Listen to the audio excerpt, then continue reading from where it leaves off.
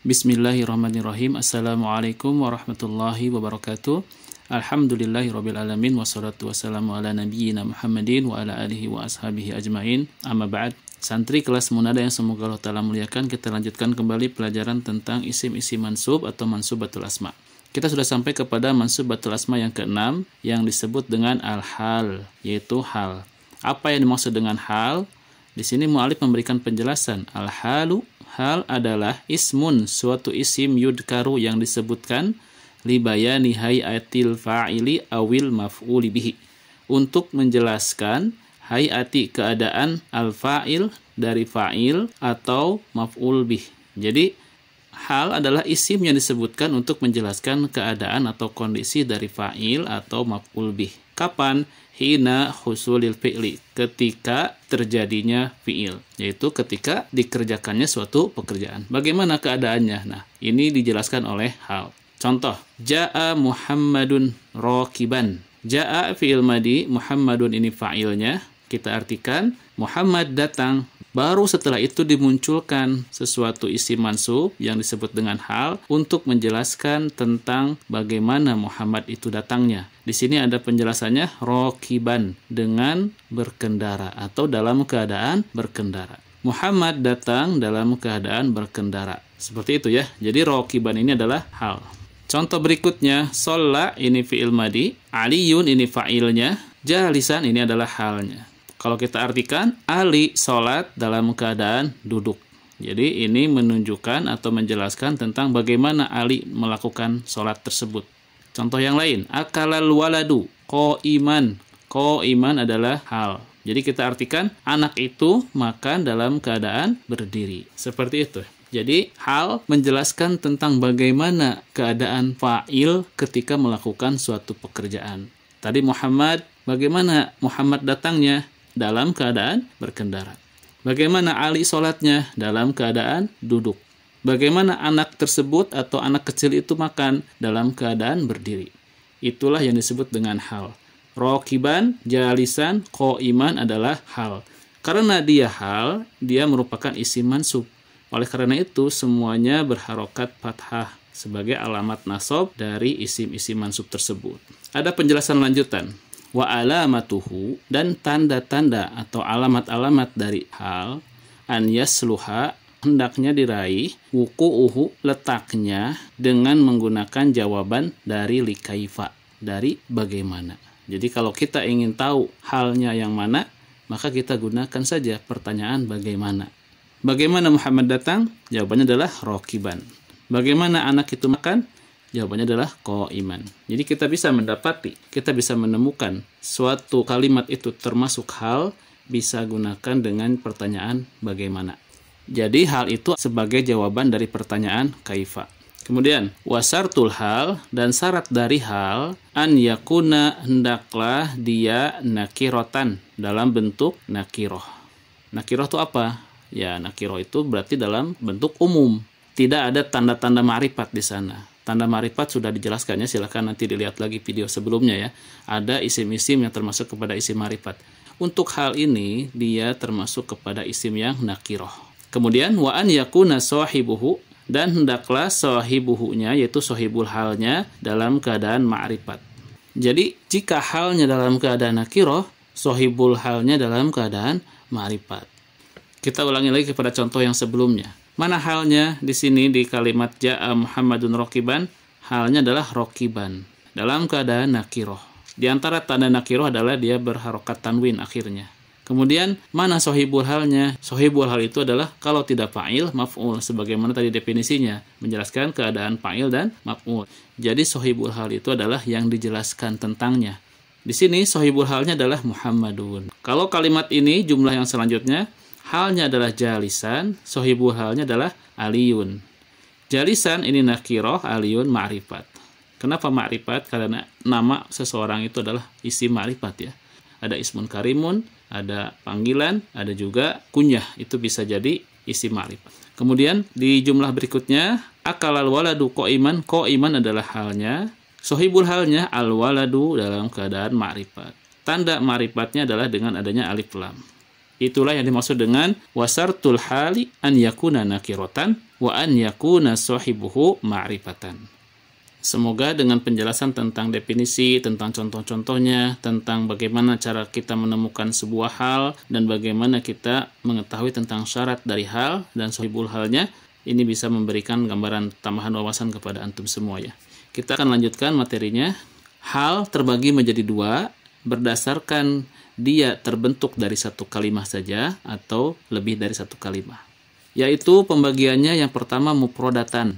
Maksudnya mufrodatan berarti hanya satu kalimat saja, satu kata saja. Contoh, sholal waladu jalisan. Seorang anak itu sholat dalam keadaan duduk. Jalisan adalah hal dan dia mufrodatan, satu kata saja. Sholal waladani jalisaini. Dua orang anak itu sholat dalam keadaan duduk. Jalisaini ini adalah halnya dan dia dalam keadaan mansub. Walaupun dia isim musanna, tetap disebutnya mufrodah.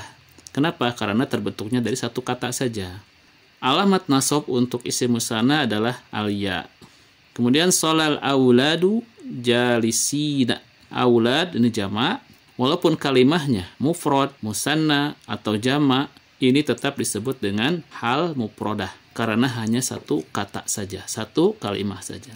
Lalu apa yang dimaksud dengan bagian yang kedua? Murakkabatan. Nah, murakkabatan adalah kebalikan dari mufrodatan. Yang disebut dengan murakkab itu dia tersusun dari dua atau lebih kata. Contoh di sini ja'al waladu yabki. Yabki ini adalah murakkab, tersusun dari jumlah fi'liyah, yaitu fi'il dan fa'il. Di sini terkandung fa'il. Fa'ilnya adalah domir mustatir. Jawazan takdiruhu huwa. Siapa? Huwa yang dimaksud adalah ya al-walad. Jadi kita artikan seorang anak itu datang dalam keadaan dia menangis. Kemudian contoh berikutnya ja'a aliyun yamshi. Ja'a fi'il madi, aliyun ini fa'ilnya, yamshi ini adalah jumlah fi'liyah juga. Yang di sini terkandung fi'il dan fa'il. Fa'ilnya mana? Fa'ilnya adalah domir mustatir, jawazan takdiruhu huwa. Kembali kepada siapa? Kepada Ali. Jadi Ali datang dalam keadaan dia berjalan. Kemudian murakkab itu bisa tersusun dari jumlah, maka jumlah itu bisa jumlah fi'liyah, bisa jumlah ismiyah. Kalau yang dua ini, yabki, yamsi, jumlah fi'liyah. Nah, yang ketiga ini jumlah ismiyah. Contohnya, la tasrob wa anta qaimun. Anta ini adalah mubtada, qaimun ini adalah khobarnya. Maka kalau terdiri dari mubtada dan khobar, ini adalah jumlah ismiyah. Fi mahali nasbin sebagai hal untuk menjelaskan tentang apa yang dimaksud dengan yang sebelumnya. Kita artikan, la tasrob, janganlah engkau minum, wa anta qaimun, dan engkau dalam keadaan berdiri. Jadi janganlah engkau minum dalam keadaan berdiri. Seperti itu. Inilah yang dimaksud dengan hal murakkabatan.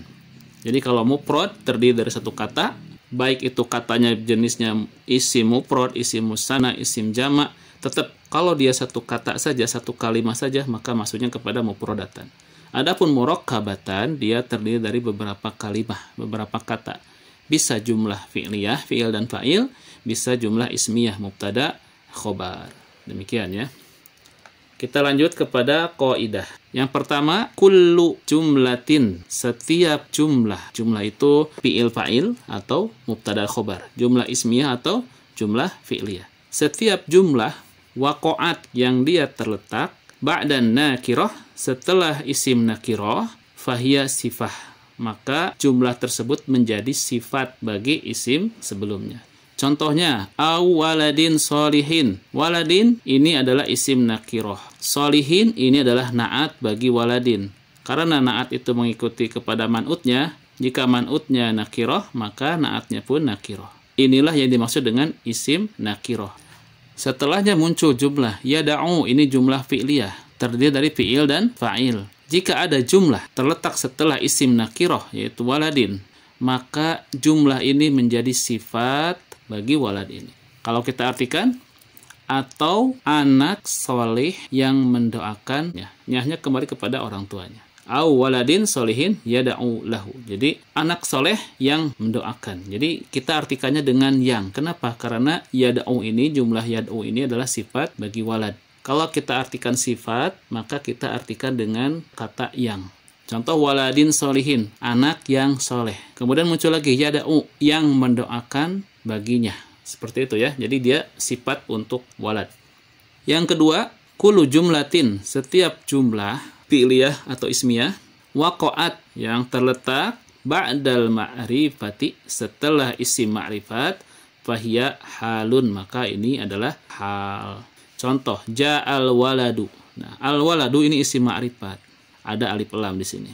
Kemudian muncul jumlah fi'liyah. Yabki jumlah fi'liyah. Fi'il dan fa'il. Maka yabki ini adalah hal bagi al walad. Kita artikannya beda. Ja'al waladu yabki. Seorang anak itu datang dalam keadaan dia menangis. Jadi kita artikannya dengan dalam keadaan. Karena hal itu menjelaskan tentang keadaan dari fa'il atau maf'ul. Al-walad adalah fa'ilnya. Maka dijelaskan oleh hal. Bagaimana walad itu datang? Ja'al waladu yabki. Anak itu datang dalam keadaan menangis. Itulah kaidah tentang perbedaan jumlah yang terletak setelah nakiroh dan jumlah yang terletak setelah ma'rifat.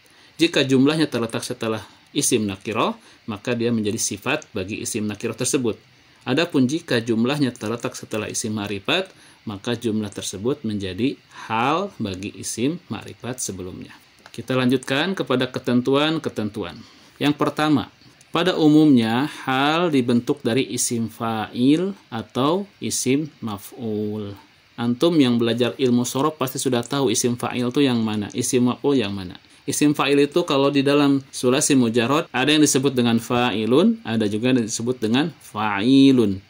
Kalau isim maf'ul, kalau dalam sulasi mujarrad maf'ulun, ya itu adalah isim maf'ul. Ya, makanya kita penting juga ya, selain belajar ilmu nahwu, kita pun belajar ilmu shorof. Karena ilmu nahwu dan ilmu shorof itu akan saling melengkapi nantinya, ya. Isim mansub yang dinamakan dengan hal, dia itu dibentuk dari isim fa'il atau isim maf'ul. Makanya tadi contoh-contohnya semuanya adalah isim fa'il. Untuk yang mufradatan. Jalisan, rokiban, qo'iman, itu semuanya isim fa'il. Kemudian lanjut, nomor 2, hal biasanya diterjemahkan sambil atau dalam keadaan. Ja'a Muhammadun rokiban. Muhammad datang sambil berkendara. Atau Muhammad datang dalam keadaan berkendara. Bisa kita artikan seperti itu ya. Nomor 3, hal terdiri dari isim nakiroh. Sedangkan sohibul hal harus terdiri dari isim ma'rifat. Tadi sudah jelaskan di awal ya, pada penjelasan tentang definisi. Apa itu isim nakiroh, apa itu isim ma'rifat. Juga dijelaskan tentang apa itu sohibul hal ya. Silakan diulang lagi kalau belum paham. Yang keempat, jika keduanya nakiroh, jadi antara isim yang satu dengan isim berikutnya nakiroh dua-duanya, atau ma'rifat dua-duanya, maka itu menjadi sifat. Contoh, la tasrob ma'an haron. Ma'an dia nakiroh. Haron dia pun nakiroh. Jika kedua-duanya nakiroh, maka haron ini menjadi sifat bagi ma'an. Kalau kita artikan, la tasrob ma'an haron. Janganlah kau minum air yang panas. Kita artikan dengan yang panas, karena dia sifat dari air tersebut. Demikian pula jika keduanya ma'rifat nih, al-ma'a ini adalah ma'rifat, al-harro ini pun ma'rifat. Maka al-harro ini adalah sifat bagi al-ma'a. Sama artinya seperti yang tadi, janganlah engkau minum air yang panas itu. Kita artikan tambahkan itu karena ma'rifat itu sudah muayyan, sudah ditentukan, lebih spesifik. Adapun yang nakiroh itu umum, ya. Walaupun dua-duanya mansub, ini harro mansub. Haron mansub. Kenapa dia tidak menjadi hal? Karena tadi syaratnya yang ketentuan yang ketiga. Jika hal itu dia menjadi hal apabila dia nakiroh dan sohibul halnya ma'rifat. Kalau dia sama-sama nakiroh maka bukan hal. Kalau dia sama-sama ma'rifat itu pun bukan hal, tetapi sifat bagi isim sebelumnya. Yang kelima, hal harus selalu mengikuti sohibul halnya dalam beberapa kondisi. Jadi kalau sohibul halnya dengan hal itu harus sama ya dalam beberapa keadaan. Di antaranya mudzakkar atau muannas. Kalau sohibul halnya mudzakkar maka halnya pun mudzakkar. Kalau sohibul halnya muannas maka halnya pun muannas. Jadi sama-sama dalam segi jenisnya, mudzakkar muannasnya harus sama. Kemudian yang kedua, harus sama dalam mufrad, musanna atau jamaknya. Kalau sohibul halnya mufrad, maka halnya pun harus bentuk mufrad. Sohibul halnya musanna, halnya harus dalam bentuk musanna. Sohibul halnya jamak, maka halnya harus dalam keadaan jamak juga. Untuk memperjelas yang ini kita lihat contoh sebelumnya ya, kembali lagi. Nah, contoh yang ini ya. Sholal waladu. Al-waladu ini sohibul hal. Dia dalam keadaan mufrad. Maka halnya pun harus dalam keadaan mufrad. Sholal waladani. Al-waladani ini sohibul halnya. Isim musanna. Maka halnya pun harus dengan musanna juga. Berikutnya, al-auladu ini adalah isim jamak. Maka halnya pun isim jamak juga. Itu maksudnya harus dalam keadaan yang sama di dalam mufrad, musanna atau jamaknya. Lalu bagaimana dalam keadaan mudzakkar muannas? Ya, lihat di sini ya. Ini al-waladu ini adalah mudzakkar, maka jalisan ini pun mudzakkar. Kita ambil satu contoh ketika muannas. Maka contohnya seperti ini. Contohnya seperti ini ya. Syaribat al-bintu jalisatan. Karena syaribat susah dibaca ya, kita tambahkan harokat kasroh. Jadi syaribatil bintu jalisatan. Al-bintu ini adalah sohibul halnya. Al-bintu adalah mu'annas. Maka halnya pun harus mengganti menjadi mu'annas. Menjadi jalisatan. Syaribatil bintu jalisatan. Ini yang dimaksud dengan mudzakkar, mu'annas. Tidak bisa sohibul halnya mudzakkar, halnya mu'annas. Dan begitu juga sebaliknya. Jadi harus sama dalam jenis, mudzakkar mu'annas, harus sama dalam adad, bilangan, mufrad, musanna atau jamak. Itu yang dimaksud dengan ketentuan yang terakhir tadi disampaikan ya. Kita lanjutkan. Di sini ada latihan ya.